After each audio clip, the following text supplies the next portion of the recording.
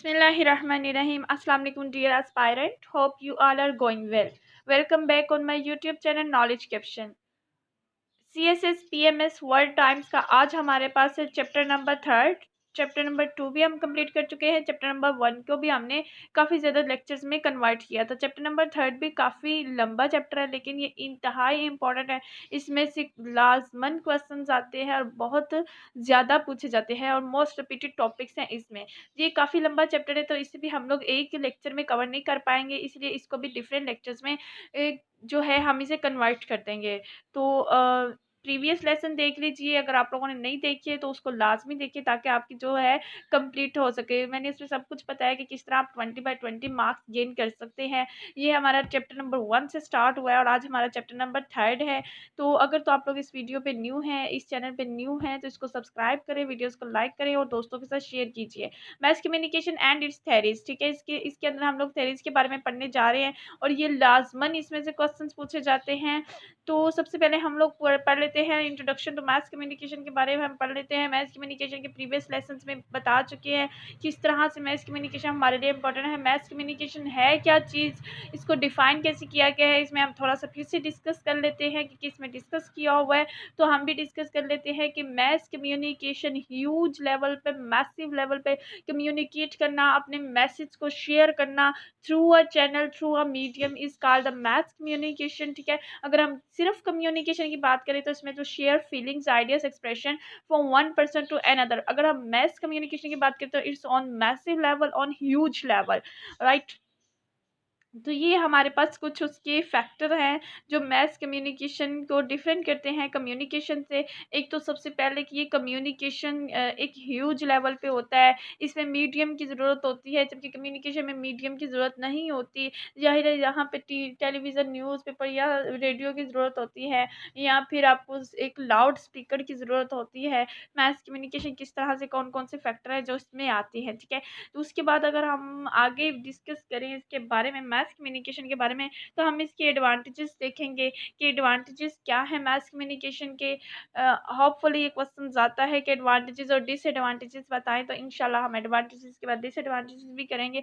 सबसे पहला एडवांटेज जो है वो हमारे पास content with friends and family है। जाहिर सी बात है, अंडरस्टूड बात है कि हम कम्युनिकेशन के थ्रू अपने फैमिली और फ्रेंड्स के साथ इंटरलिंक रहते हैं, उनके साथ कॉन्टेक्ट में रहते हैं, ठीक है। फिर अगर हम यूनिवर्स की बात करें तो ये हमें पूरी दुनिया पे ले जाता है, उनके साथ राब्ते में करा देता है। प्रोमिनेंस की बात करें तो मैथ्स कम्युनिकेशन अपना एक अहम किरदार अदा करता है। फिर हम लोग अगर बात करें launching business and new product, communication के थ्रू ही आप लोगों को गाइड कर सकेंगे, अपने प्रोडक्ट के बारे में एतमाद में ले सकेंगे, लॉन्च कर सकेंगे थ्रू अ कम्युनिकेशन।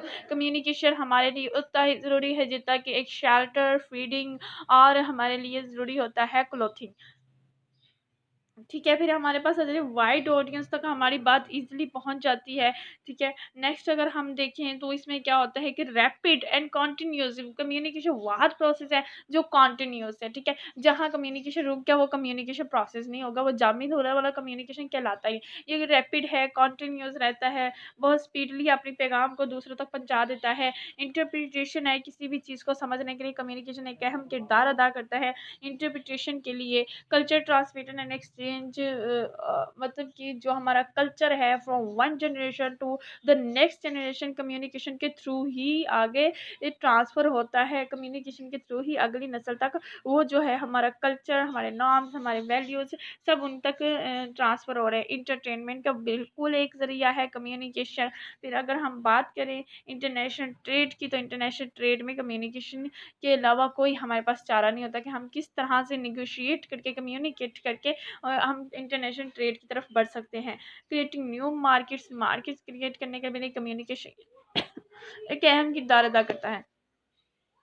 फिर है हमारे पास एडवर्टाइजिंग, प्रोडक्ट एंड सर्विस के लिए भी कम्युनिकेशन में आपको देखा है जितनी भी एडवर्टाइजमेंट हो रही होती है उसमें कम्युनिकेट किया जाता है, आवाम को एतमाद में लिया जाता है, अपने प्रोडक्ट के बारे में लोगों में एक नीड क्रिएट की जाती है।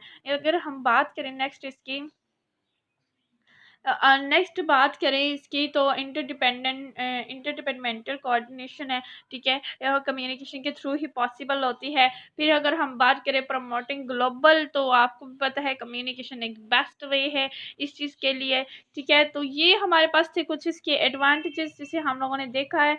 नेक्स्ट हमारे पास आ जाते हैं, हर चीज़ के फ़ायदे भी होते हैं और वहीं उसके नुकसानात भी होते हैं। अगर हम बात करें डिसएडवांटेजेस ऑफ मास कम्युनिकेशन की, तो यहाँ पे मास कम्युनिकेशन की बात हो रही है जो टेलीविज़न तक हमारे पास आ रहा है, ठीक है। तो इसमें डिसएडवांटेज सबसे पहले जो हमारे पास आता है उसमें हैरास इंसर मतलब इंक्रीज़ हो रही हैं इस साइबर क्राइम्स एंड साइबर, आपको पता है कि जो चीज़ें टीवी मीडिया दिखा रहा होता है तो उससे क्या होता है क्राइम में इजाफा होता है। कुछ बच्चे ड्रामों से या मूवी से बहुत कुछ अडॉप्ट कर लेते हैं और माशरे में बिगाड़ का बायस बनते हैं।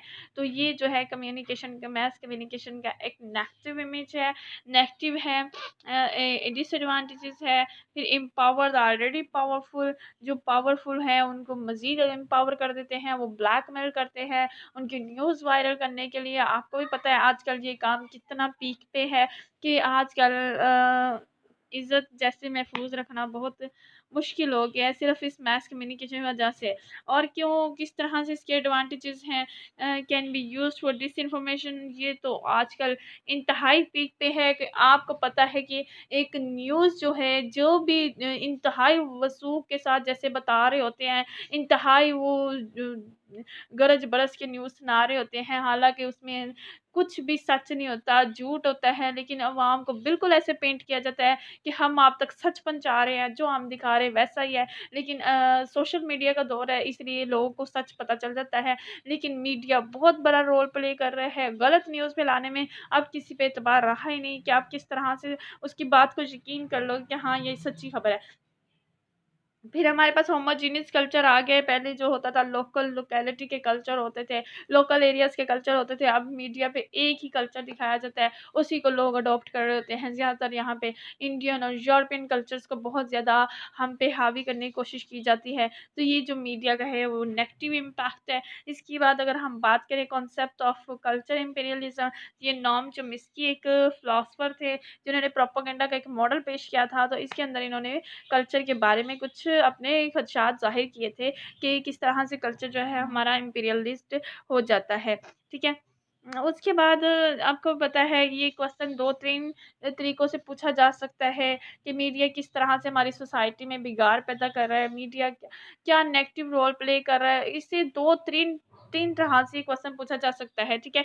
उसके बाद अगर हम बात करें अनइक्वल डिस्ट्रीब्यूशन ऑफ पावर, बिल्कुल आपको पता है information between global south and north, मतलब कि डिस्ट्रीब्यूशन ऑफ पावर जो है वो इक्वल नहीं है, वो अनइक्वल हो चुकी है सिर्फ मीडिया की वजह से। जिधर मीडिया का फोकस चला गया उधर ही पावर हो जाती है। फिर डिस्ट्रॉइंग लोकल कल्चर, ये बहुत बड़ी तबाही कर रहा है, मीडिया इसका बायस बन रहा है इसे डिस्ट्रॉय करने में। तो ये कुछ डिसएडवांटेजेस हैं जो मीडिया के हम लोगों ने देखे हैं।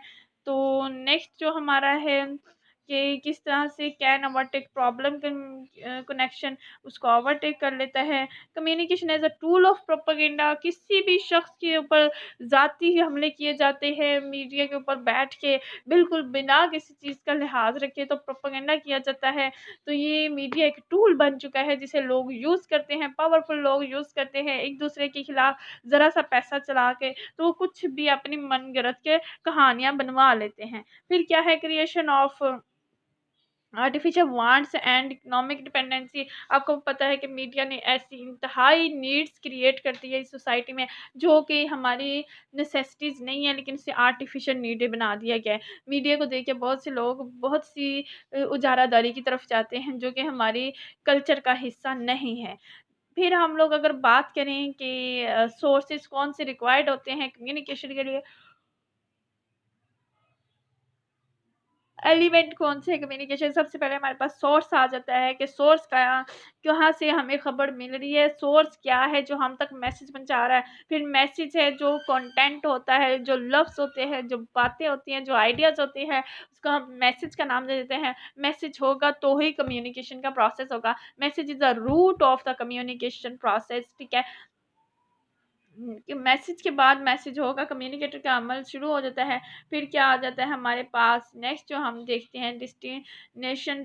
अब मैसेज आ गया हमारे पास, अब हमने उसे मंजिल तक पहुंचाना है। जो हमारा रिसीवर होगा, अब जाहिर है मैसेज किसी न किसी चैनल के थ्रू पहुंचेगा। मैस कम्युनिकेशन के स्टूडेंट अगर आपका बैकग्राउंड नहीं है तो आपको पता होना चाहिए, मीडिया में मैस कम्युनिकेशन में चैनल से मुराद ये हम चैनल ARY न्यूज़ चैनल ये नहीं होते, बल्कि चैनल से मुराद वो होते हैं एक ज़रिया जिसके थ्रू आपने मैसेज पहुंचाना है। इसमें चैनल क्या है, इसमें